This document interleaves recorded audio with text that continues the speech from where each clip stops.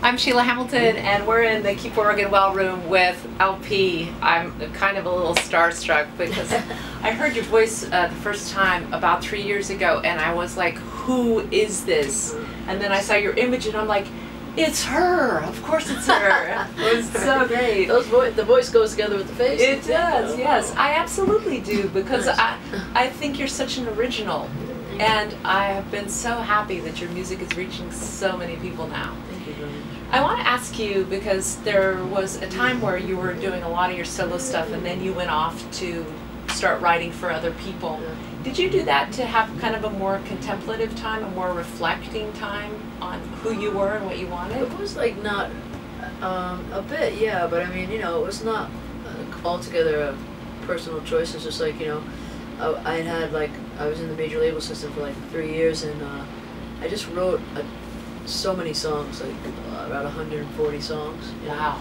And but it yielded no fruit, like nothing came out. So I knew that I could write a lot of songs, and I was like, you know, I just was like, I think I was just like turned off a bit. I had to come back to just, you know, no one telling me like how to look or how to act or how to and you know, and it was just an interesting time because I got to come back to enjoying music again, and that was nice. When you say that, coming back to yourself, like kind of that authenticity, young kids have a hard time finding that, finding themselves, finding their voice, their thing. You managed, I think, in a way that's really quite extraordinary to stay true to who you are so early. How and why? I think because ultimately it doesn't feel right when you're trying to be what someone else wants you to be.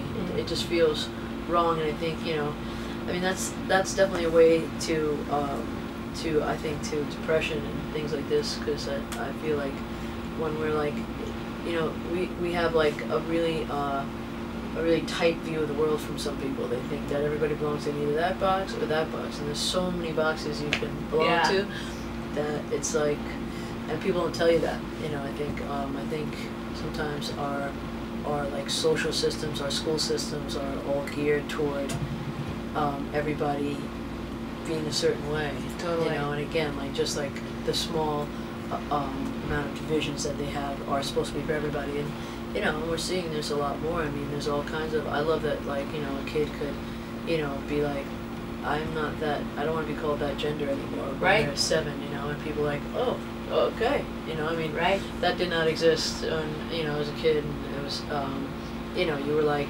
immediately like, hey, you're a tomboy, oh, thanks. I'm glad, you know, like, exactly. Thanks for telling me what I am. Yeah, you know what I mean? I'll just hang out and be a tomboy for you. Thank you for allowing me to do that. You know what I mean?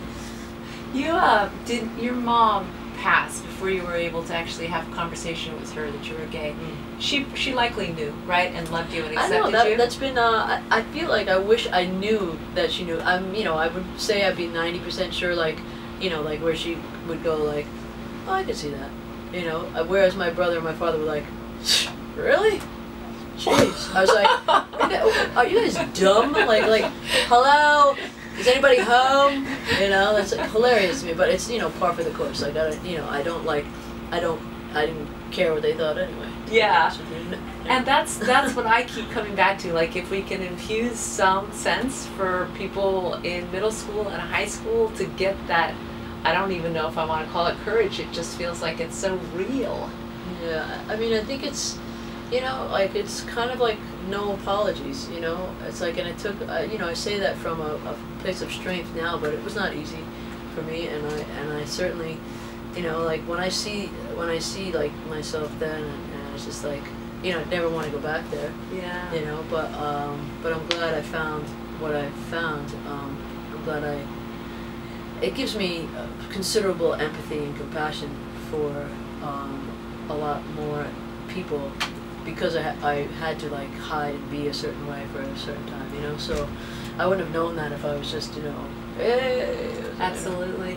Do you have any practices either on the road or in your personal life now that you could share with people? Yeah, I mean, I'm really dedicated yoga practitioner, you know, and I meditate as well. I sometimes like fall off, you know, but that's something I hope to get like more diligent about, because I feel like it really, in really dark times in my life, it's helped me a lot. But my yoga practice really helps me. Same. LP, such a delight to meet you. Really, really Thanks a cool lot. of you to take the Pleasure. time to do this. Thanks.